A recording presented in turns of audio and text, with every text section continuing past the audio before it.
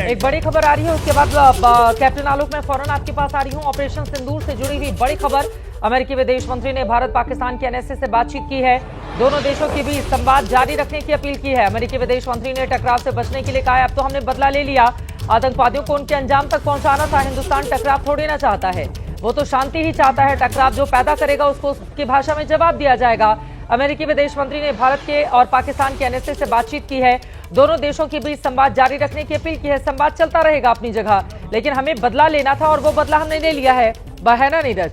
क्योंकि अगर वो बदला नहीं होता तो फिर आत्मा को चैन कैसे मिलता, उन परिवार को एक होता है ना, हम चेहरा क्या दिखाएंगे कि आपके लोग मारे गए और बदला भी नहीं ले पाया हमारा देश। आज कम से कम वो तसल्ली, वो खुशी तो है हर तरफ। बिल्कुल, जो जान गई है मासूम लोगों की वो तो हम वापस नहीं ला सकते चित्रा, लेकिन उनको इंसाफ, उनके परिवार वालों को इंसाफ, उन पत्नियों को जिनकी पत्नियों के ठीक सामने जो बिल्कुल न्यूली वेड विमेन थी, उनके सामने उनका सुहाग उजाड़ा गया था उन आतंकियों द्वारा, उनका धन पूछ कर उसके खिलाफ ये स्ट्राइक की गई है। और इसीलिए और अब तो ये पाकिस्तान के जो मंत्री हैं, उनके जो डिफेंस मिनिस्टर है, वो अपनी बात की जो स्टेटमेंट दिया था कि हमने वहां अटैक किया, भारत के सैनिक हमने कब्जे में कर लिए, उन सबको भी उन्होंने वापस ले लिया। उन्होंने कहा कि गलती से मैंने इन्फॉर्मेशन दे दी थी, ठीक वैसे ही जैसे बालाकोट स्ट्राइक में। और चित्रा, मैं अब यहां से स्टूडियो से ठीक जा रहा हूं नेशनल मीडिया सेंटर, जहां पर भारतीय सेना की प्रेस कॉन्फ्रेंस होनी है, ठीक वहीं पर मिलेंगे आपसे। बस इस सवाल का जवाब दे दीजिए, दोनों देशों के बीच संवाद जारी रखने की अपील की है अमेरिकी विदेश मंत्री ने। ये उनके डिफेंस मिनिस्टर ने भी कहा है कि हम लोग बातचीत करेंगे, भारत के साथ करेंगे। जो भी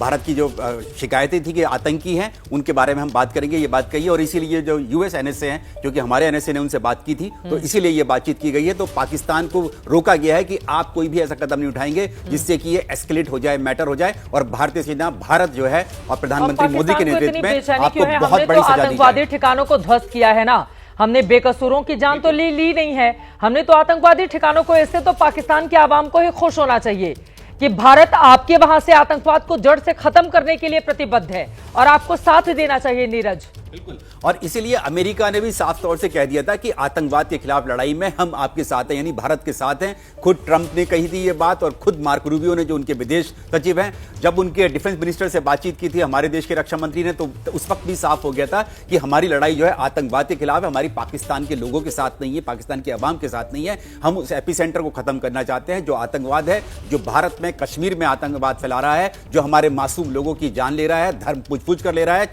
इसीलिए हम डंके की चोट पर ये हम अटैक करेंगे, स्ट्राइक करेंगे। 15 दिन का टाइम इसलिए दिया था कि पाकिस्तान सुधर जाए, पाकिस्तान अपने घर में जो पालता पोसता है उन आतंकवादियों को, उनके खिलाफ कोई सजा दे, पनिशमेंट करे, उनके खिलाफ कोई कार्रवाई करे, नहीं की। इसलिए डंके की चोट पर हमने की है स्ट्राइक ऑपरेशन।